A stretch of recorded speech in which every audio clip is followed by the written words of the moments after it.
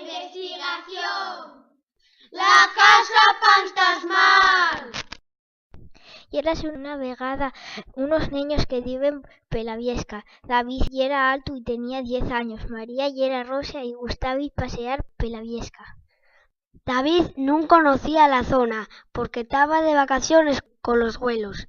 María, en el so paseo diario, topóse con David.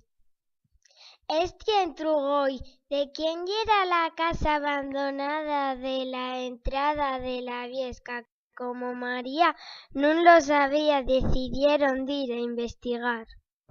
Entraron a la casa muy seliquino y de sopetón vieron una sombra pela muria. Averáronse a ver qué yera, pero cada vez que daben un paso el suelo ruxía y asustábense cada vez más.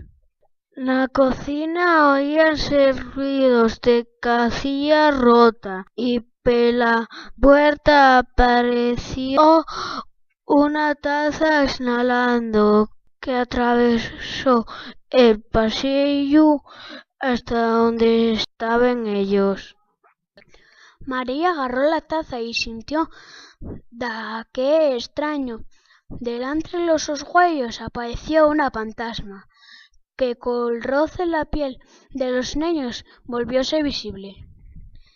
Los niños gritaron y corrieron pa'l cuarto que estaba más cerca, y como les ventanas estaban rotes, blincaron y corrieron per tola Viesca.